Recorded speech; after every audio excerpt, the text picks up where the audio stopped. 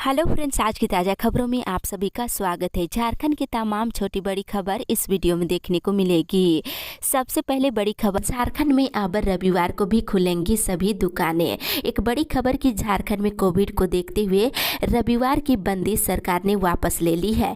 मुख्यमंत्री हेमंत सोरेन की अध्यक्षता में हुई आपदा प्रबंधन प्राधिकार की कल हुई बैठक में ये निर्णय लिया गया है। साथ ही सरकार ने नदी और तालाबों में कोविड प्रोटोकॉल के साथ छठ व्रत करने की भी इजाजत दे दी है।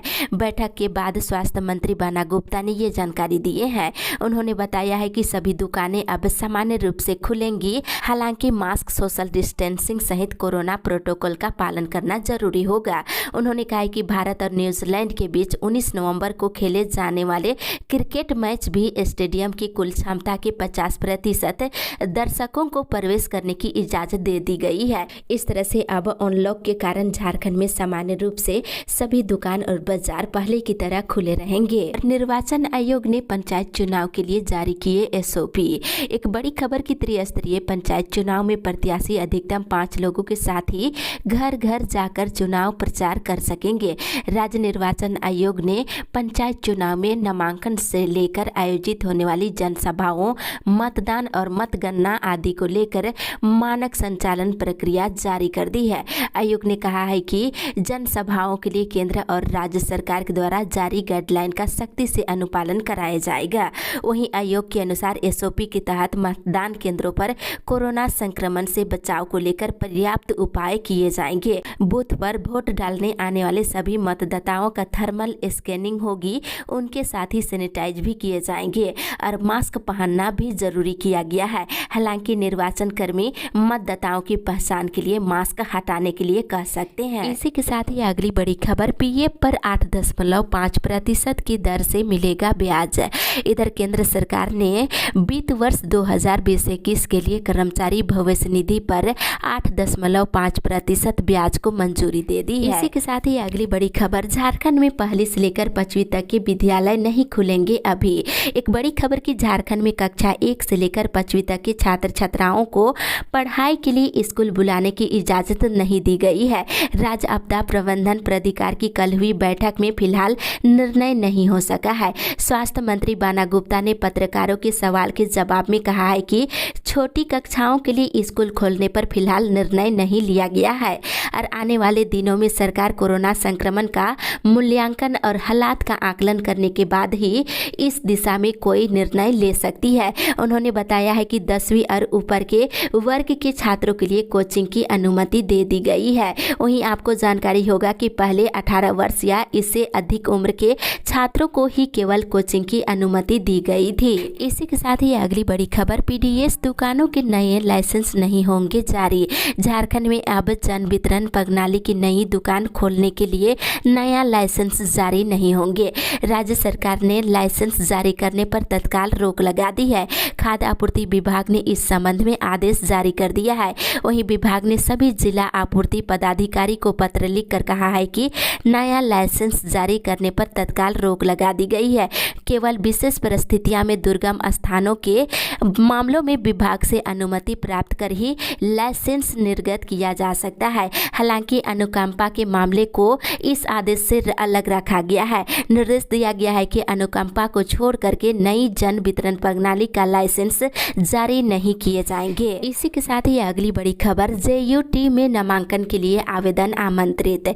झारखंड प्रौद्योगिकी विश्वविद्यालय के अंतर्गत इस अकादमिक सत्र से एमटेक के 3 नए पाठ्यक्रम शुरू हो रहे हैं। इसमें नामांकन के लिए आवेदन आमंत्रित किए जा रहे हैं। इसमें MTech environmental engineering, MTech project engineering and management और एमटेक डाटा साइंसेज शामिल है। प्रवेश परीक्षा के माध्यम से नामांकन लिया जाएगा। इसकी तैयारी पूरी कर ली गई है। इसके साथ ही इधर पुलिस पर राज्य की आंतरिक सुरक्षा की जिम्मेदारी। इधर मुख्यमंत्री हेमंत सोरेन ने कोरोना काल के दौरान पुलिस के कामकाज की की सराहना की है। वहीं थानों में चल रहे सामुदायिक किचन के जरिए आम लोगों को राहत दिलाने की प्रशंसा की है। गुरुवार को जैप-2 ग्राउंड में 6 प्रशिक्षु डीएसपी और 482 वायरलेस ऑपरेटरों के प्रण परेड के दौरान मुख्यमंत्री ने ये बात कही है।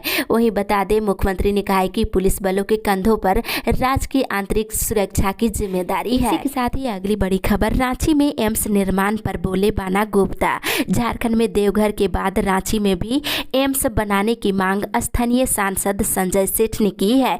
सांसद के पहल पर पीएमओ ने संज्ञान लिया है और प्रधानमंत्री नरेंद्र मोदी ने इसके लिए राज्य सरकार से जमीन और अपनी राय मांगी है। राज्य के स्वास्थ्य मंत्री बाना गुप्ता ने रांची में एम्स के निर्माण पर राय देते हुए कहा है कि केंद्र सरकार के इस फैसले का हम स्वागत करते हैं। उन्होंने कहा है कि राज्य सरकार केंद्र के फैसले पर पूरी ईमानदारी से काम करेगा। इसके साथ इधर माध्यमिक विद्यालयों के शिक्षकों को मिले एसीपी और एमएसीपी का लाभ। बंधु तिर्की। इधर कांग्रेस के कार्यकारी अध्यक्ष विधायक बंधु तिर्की ने झारखंड राज्य के माध्यमिक विद्यालयों के शिक्षकों के लिए प्रवरण वेतनमान और एसीपी और एमएसीपी के लाभ दिए जाने की वकालत की है। इस संबंध में उन्होंने मुख्यमंत्री हेमंत सोरेन को पत्र लिखा है। इसी के साथ ही अगली बड़ी खबर, मौसम विभाग से सोमवार से न्यूनतम तापमान में होगी गिरावट, बढ़ेगी ठंड।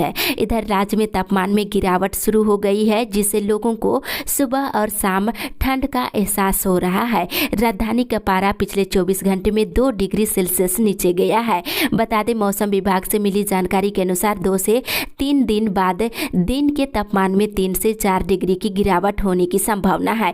यानी अभी केवल रात में ठंड लग रही है। सोमवार से दिन में भी ठंड का असर देखने को मिलेगा। वहीं सोमवार से दिन में आसमान साफ रहेगा और धूप भी निकलेगी, लेकिन धूप में नरमी रहेगी, जिसके कारण ठंड का असर रहेगा। वहीं आज रांची का आसमान साफ रहेगा और धूप भी निकलेगी। इसी के साथ ही अगली बड़ी खबर, त्योहारों को देखते हुए रांची से पटना के लिए चलेगी स्पेशल ट्रेन। रेलवे ने त्योहारों के दौरान यात्रियों की भीड़ को देखते हुए दुर्ग पटना दुर्ग छठ फेस्टिवल स्पेशल ट्रेन चलाने का निर्णय लिया है। Durg Patna festival special train 7 नवंबर को दुर्ग से केवल एक ट्रिप चलेगी। इसके बाद रायपुर, बिलासपुर, रायगढ़ और राउरकेला होते हुए हटिया पहुंचेगी। रांची से ये ट्रेन शाम के 7:35 पर प्रस्थान करेगी। इसके बाद मोरी, बोकारो, गोमो, कोडरमा, गया और जहानाबाद होते हुए सोमवार की सुबह 5 बजे पटना पहुंचेगी। इसी के साथ ही अगली बड़ी खबर, पारा मेडिकल कोर्स में एडमिशन के लिए झारखंड कंबाइंड ने निकाला विज्ञापन। झारखंड संयुक्त प्रवेश प्रतियोगिता परीक्षा परिषद ने पारा मेडिकल प्रवेश प्रतियोगिता परीक्षा 2021 का विज्ञापन जारी कर दिया है। इस विज्ञापन के जरिए pharmacy, dresser, medical lab attendance एवं रेडियोग्राफर अटेंडेंस कोर्स में एडमिशन लिया जा सकता है। इच्छुक विद्यार्थी आज से 15 नवंबर तक ऑनलाइन आवेदन कर सकते हैं। इसी के साथ ही अगली बड़ी खबर, मजदूरों की मांगे नहीं मानी गई तो राजभवन के समक्ष देंगे धरना। इधर गोमिया विधायक डॉक्टर लंबोदर महतो ने कहा है कि अगर तेनुघाट थर्मल पावर स्टेशन प्रबंधन 14 नवंबर तक कामगारों की मांगों को पूरा नहीं करती है तो झारखंड के स्थापना दिवस के दिन राजभवन के समक्ष इसको लेकर धरना देंगे। इसी के साथ ही अगली बड़ी खबर, तीसरी कक्षा तक बदला जाएगा सिलेबस, समझ बढ़ाने पर दिया जाएगा जोर। राज्य के सरकारी स्कूलों में पहली से लेकर तीसरी कक्षा तक सिलेबस अगले सत्र से बदलने वाला है। बच्चों में अधिक से अधिक समझ विकसित करने के उद्देश्य से ऐसा किया जाएगा। स्कूली शिक्षा और साक्षरता विभाग ने इसकी तैयारी शुरू कर दी है।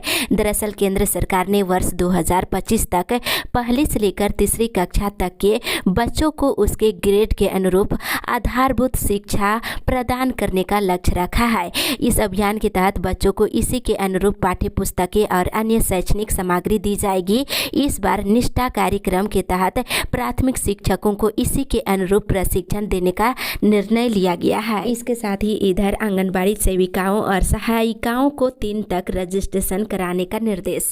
समाज कल्याण से संबंधित योजनाओं की समीक्षात्मक बैठक शुक्रवार को उप विकास आयुक्त विशाल सागर की अध्यक्षता में किया गया है। बैठक में प्रधानमंत्री मातृ वंदना योजना में लक्ष्य के अनुरूप उपलब्धि प्राप्त कर 24 घंटे के अंदर निष्पादित करने का निर्देश दिया गया है। वहीं आंगनबाड़ी सेविका और सहायिकाओं को 3 तक रजिस्ट्रेशन कराने का निर्देश दिया गया है। इसी के साथ ही अगली बड़ी खबर, नवंबर महीने में विशेष ड्राइव मतदाता पहचान पत्र से जुड़ी हर समस्या का होगा समाधान।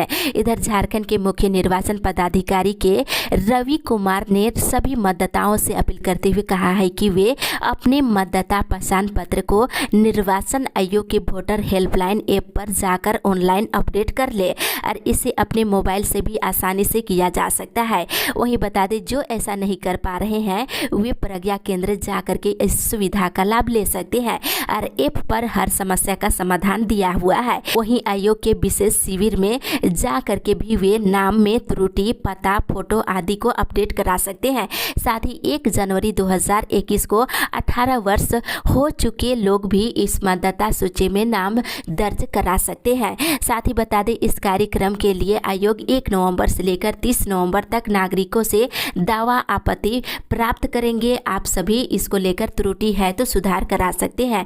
वही बता दें, 20, 21, 27 और 28 नवंबर को विशेष कैंप का आयोजन किया जाएगा। साथ ही 24 नवंबर को दिव्यांगजनों के लिए विशेष कैंप लगाए जाएंगे। इसी के साथ ही अगली बड़ी खबर, रिम्स में 3rd और 4th ग्रेड पदों पर अस्थायी नियुक्ति को लेकर प्रबंधन से मांगा जवाब। इधर रिम्स की बदहाली, उपकरणों की खरीद और 3य और 4th वर्गीय पदों पर अस्थायी नियुक्ति के लिए नियोजन नीति के मामलों को लेकर शुक्रवार को झारखंड हाईकोर्ट में सुनवाई हुई है। मामले की सुनवाई करते हुए कोर्ट ने रिम्स प्रबंधन को ये बताने को कहा है कि 3रे और 4th वर्गीय पदों पर अस्थायी नियुक्ति सोनी कुमारी बानम राज्य सरकार के केस के आदेश से कैसे प्रभावित होगी। रिम्स को शपथ पत्र दाखिल कर इसकी जानकारी देने का निर्देश हाईकोर्ट ने दिया है। इसके साथ ही इधर राज्य की अदालतों की सुरक्षा और सीसीटीवी कैमरे को लेकर सरकार प्रगति रिपोर्ट पेश करे। इधर अदालतों की सुरक्षा मामले और सीसीटीवी कैमरे लगाने वाले मामले को लेकर शुक्रवार को हाईकोर्ट में भी सुनवाई हुई है। सुनवाई के दौरान सरकार की ओर से बताया गया है कि राज्य के सभी अदालतों में सीसीटीवी कैमरे लगाने की प्रक्रिया शुरू कर दी गई है। इसके लिए कैबिनेट से मंजूरी मिल गई है और 2 महीने में कैमरे लगाने की प्रक्रिया पूरी कर ली जाएगी। इसके बाद अदालत ने मामले की सुनवाई 6 जनवरी को निर्धारित करते हुए सरकार को प्रगति रिपोर्ट पेश करने का निर्देश दिया है। इसके इधर शिक्षकों के वेतन के लिए करोड़ों रुपये जारी। इधर प्राथमिक शिक्षा निदेशालय ने प्राथमिक एवं उच्च प्राथमिक स्कूलों के लिए शुक्रवार को 1240.09 करोड़ रुपए विभिन्न जिलों को जारी कर दिए हैं। इस राशि से चालू वित्तीय वर्ष में शिक्षकों के वेतन का भुगतान किया जाएगा और शिक्षकों के वेतन भुगतान को लेकर दिशा निर्देश भी सभी जिला शिक्षा अधीक्षकों को जारी कर दिए गए हैं। साथ ही इधर विद्युत नियामक आयोग में विधि सदस्य की होगी नियुक्ति। राज्य विद्युत नियामक आयोग में विधि सदस्य की नियुक्ति के लिए आवेदन आमंत्रित किए गए हैं। ऊर्जा विभाग ने सदस्य विधि के 1 पर नियुक्ति के लिए 30 नवंबर तक आवेदन मांगा है। इसी के साथ ही अगली बड़ी खबर, असंगठित मजदूरों के लिए विशेष राहत पैकेज की घोषणा करे सरकार। झारखंड जनशक्ति मजदूर यूनियन की कल बैठक हुई, जिसमें केंद्रीय अध्यक्ष ललित नारायण ओझा ने कहा है कि कोरोना काल के बाद जिस तरह से सरकार मजदूरों के प्रति असंवेदनशील रवैया अपना रही है, उसको झारखंड जनशक्ति मजदूर यूनियन कभी बर्दाश्त नहीं करेंगे। साथ ही साथ पूरे कोरोना काल के दौरान जिस प्रकार से मजदूरों ने अपने जान को खतरे में झोंक कर समाज और देश की सेवा की है, उसे देखते हुए सरकार सभी असंगठित मजदूरों को कोरोना वॉरियर्स का सम्मान देते हुए उनके लिए विशेष पैकेज की घोषणा करने की मांग किए हैं। इसी के साथ ही अगली बड़ी खबर, स्थानीय और नियोजन नीति अब तक परिभाषित नहीं होने से जनता आक्रोशित। इधर स्थानीय और नियोजन नीति विषय को लेकर 6 नवंबर को आहूत आदिवासी और मूलवासी सामाजिक संगठनों के साथ राजनीतिक दलों के प्रतिनिधियों की परिसंवाद कार्यक्रम को सफल बनाने के लिए प्रस्ताव पारित किया गया है, जिसमें सरकार पर रोष प्रकट करते हुए कहा है कि सरकार जो भी आई है अब तक राज्य के लोगों की जन भावना को नहीं समझा है और न ही जन भावना के अनुरूप स्थानीय और नियोजन नीति को परिभाषित किया गया है। वहीं दूसरी ओर पूर्ववर्ती सरकार के द्वारा परिभाषित स्थानीय नियोजन नीति को अपेक्षित इसमें संशोधन करने की जरूरत था और उसे आज रद्द कर दिया गया है, जिससे राज्य में कई तरह की विसंगतियां उत्पन्न हो गई है। राज्य में नियुक्ति प्रक्रिया बाधित हो गई है। इसी के साथ ही अगली बड़ी खबर, गढ़वा में बाबूलाल ने जेएमएम पर साधा निशाना, नेता प्रतिपक्ष भी अपने परिवार से बना ले हेमंत सोरेन। इधर बाबूलाल मरांडी ने राज्य सरकार पर कड़ा प्रहार करते हुए कहा है कि पूरे राज्य में लॉ एंड ऑर्डर की स्थिति दयनीय है। अपराधी बेलगाम घूम रहे हैं, अपराधियों का मनोबल बढ़ा हुआ है। उन्होंने जेएमएम पर निशाना साधते हुए कहा है कि नेता प्रतिपक्ष भी हेमंत सोरेन अपने परिवार से ही किसी को बना दे। कहा कि पूरे राज्य में खनिज संपदा का अवैध तरीके से दोहन हो रहा है और राज्य के पदाधिकारी झामू कार्यकर्ता बनकर काम कर रहे हैं। पूरे राज्य में सरकारी तंत्र का दुरुपयोग हो रहा है। इसी के साथ ही अगली बड़ी खबर, हरा कार्ड रखने वाले 3 लाख परिवारों को मिलेगा आयुष्मान भारत का लाभ। राज्य के वैसे परिवारों के लिए अच्छी खबर है जिन्हें जन वितरण प्रणाली के तहत खाद्यान्न तो नहीं मिलता है, लेकिन उनके पास हरा राशन कार्ड है। अब ऐसे 3 लाख परिवारों को भी आयुष्मान भारत मुख्यमंत्री जन आरोग्य योजना का लाभ दिया जाएगा। इन परिवारों के 15 लाख लोगों का 5 लाख रुपए तक मुफ्त इलाज सूचीबद्ध अस्पतालों में किया जाएगा। स्वास्थ्य विभाग ने मुख्यमंत्री हेमंत सोरेन की स्वीकृति के बाद इस संबंध में संकल्प जारी कर दिए हैं। इसके साथ ही इधर राज्य के 6 जिलों में स्थापित होगी ब्लड कंपोनेंट यूनिट। इधर मरीजों को अब जरूरत पड़ने पर खून की कमी नहीं होगी। इसे देखते हुए राज्य सरकार 6 जिलों में ब्लड कंपोनेंट यूनिट स्थापित करने की तैयारी में है, जिसमें रांची सहित गुमला, गिरिडीह, पलामू, जमशेदपुर और हजारीबाग जिला शामिल होंगे। बता दें, इसके अलावा रक्त दान से लेकर के रक्त लेने के अब ऑनलाइन व्यवस्था की जाएगी, जिसमें जिस ग्रुप के रक्त की जरूरत पड़ेगी उसे ऑनलाइन देखकर संपर्क करके लिया जा सकता है। ये बातें स्वास्थ्य मंत्री बन्ना गुप्ता ने रिम्स में आयोजित स्वैच्छिक रक्तदान शिविर आयोजनकर्ता के सम्मान समारोह के दौरान कही है। इसी के साथ ही अगली बड़ी खबर, सेल अफसरों के पे रिवीजन का प्रस्ताव मंजूर है। इधर बोकारो स्टील प्लांट सहित सेल के विभिन्न प्लांटों में काम कर रहे अधिकारियों के पे रिवीजन पर सेल बोर्ड की बैठक में हरी झंडी दे दी गई है। 15 MGB और 35% पर्क पर शुक्रवार को आयोजित सेल बोर्ड की बैठक में प्रस्ताव पास कर दिया गया है। यही नहीं, 1 अप्रैल 2020 से एरियर देने पर भी सहमति बन गई है। अब केंद्रीय इस्पात मंत्रालय को सेल अधिकारी और कर्मचारियों के पे रिवीजन का प्रस्ताव भेजा जाएगा, जहां से पास होने के बाद नया वेतनमान अधिकारी और कर्मचारियों के लिए लागू कर दिया जाएगा। इसी के साथ ही अगली बड़ी खबर, अधिग्रहित भूमि का मिलेगा 4 गुना मुआवजा। इधर केंद्र सरकार की अति महत्वपूर्ण योजना भारतमाला परियोजना के लिए भूमि अधिग्रहण और मुआवजे को लेकर शुक्रवार को रैयतों के साथ अधिकारियों की बैठक हुई है। इसमें अधिकारियों ने रैयतों के 4 गुना मुआवजे को मान लिए हैं। उपस्थित अपर समाहर्ता राजेश कुमार बरवार ने कहा है कि सभी को 3 वर्ष पूर्व की दर से 4 गुना मुआवजा दिया जाएगा। साथ ही भवन, व्यवसायिक और दुकान और प्रतिष्ठानों के साथ कुएं का 2 गुना मुआवजा दिया जाएगा। मौके पर सभी रैयत उचित मुआवजा मिलने पर भूमि देने को तैयार हो गए हैं। इसके लिए ओरमांझी सीईओ विजय किरकेटा ने रैयतों का आभार जताया है। इसी के साथ ही अगली बड़ी खबर, अनुबंध कर्मियों ने राज्यपाल से की मुलाकात, सौंपे ज्ञापन।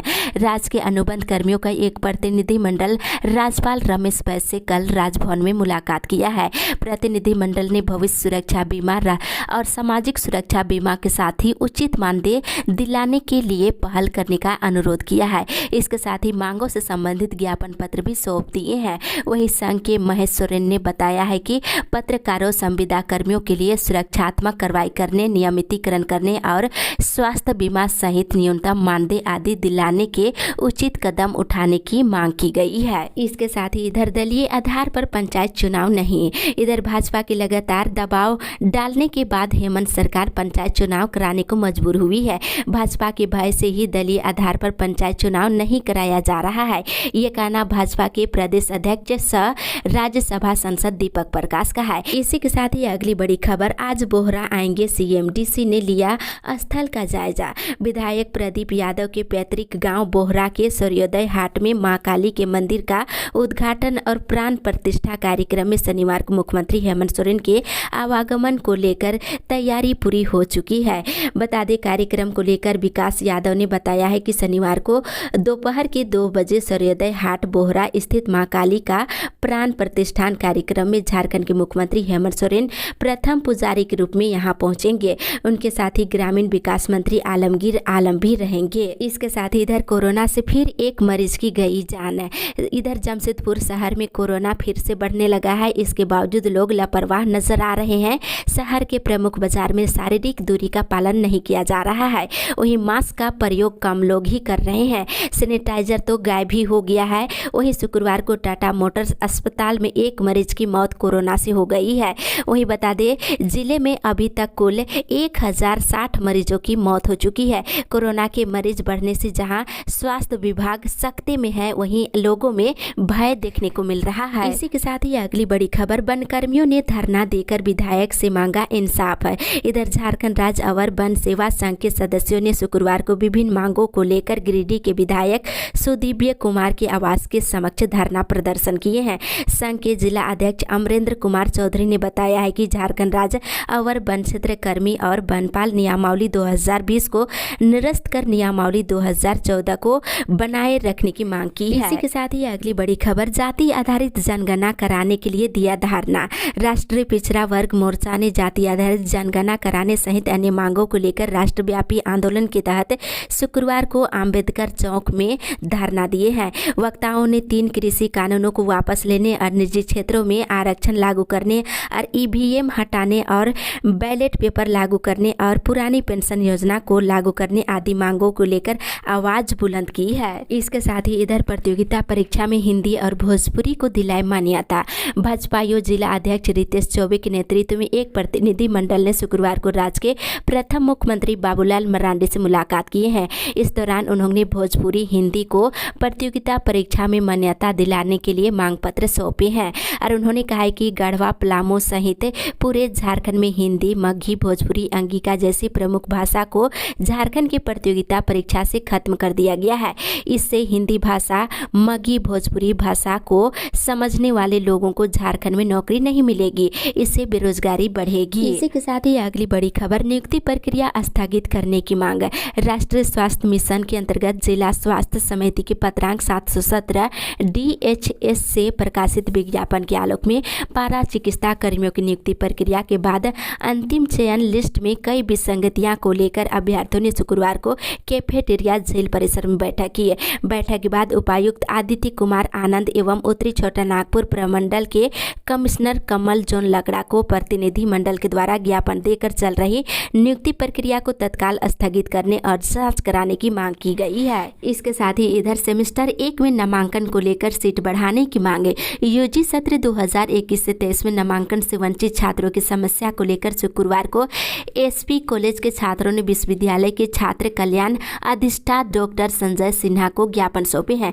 छात्र नेता श्याम देव हेम्ब्रम ने बताया है कि सिद्धू कान्हू मुर्मू विश्वविद्यालय के अंतर्गत समस्त विश्वविद्यालयों के सभी विभागों में यूजी सेमेस्टर 1 में 150 सीटों में बढ़ोतरी करने की मांग की है। इसी के साथ ही अगली बड़ी खबर, मुख्यमंत्री पशुधन योजना की सफलता के लिए बैठक, समय पर लाभुकों का चयन करने का निर्देश। इधर मत्स्य उत्पादन के क्षेत्र में झारखंड आत्मनिर्भर बन चुका है। अब झारखंड के कृषक राज्य को पशुपालन के क्षेत्र में नई पहचान दे रहे हैं। मुख्यमंत्री पशुधन योजना सफल क्रियान्वयन को लेकर सचिव ग्रामीण विकास विभाग मनीष रंजन की अध्यक्षता में राज्य स्तरीय कमेटी की बैठक कल हुई है। वहीं बता दें, बैठक में सचिव ने जिलों में पशुधन योजना के तहत सरकार की ओर से मिले लक्ष्य और लाभुकों के चयन के बारे में पदाधिकारी से जानकारी ली और निर्देश दिया है कि सरकार के द्वारा निर्धारित लक्ष्य के अनुरूप समय पर लाभुकों का चयन करना सुनिश्चित करे। इसी के साथ ही अगली बड़ी खबर, धान खरीद में घोटाला, अफसरों और बिचौलियों की मिली भगत। 1 एकड़ में 300 क्विंटल धान की उपज दिखा दी। बता दें, इधर धान खरीद में लापरवाही के बाद अब भ्रष्टाचार का बड़ा मामला सामने आया है। महज 1 एकड़ जमीन पर 300 क्विंटल धान की उपज दिखाकर लाखों रुपए का भुगतान कर दिया गया है। कृषि विभाग के अफसरों और बिचौलियों की मिली भगत से भ्रष्टाचार के इस पूरे कारनामे को अंजाम दिया गया है। ये कारनामा पलामू जिले में किया गया है। यहाँ धान खरीद की प्रक्रिया सवालों के घेरे में है।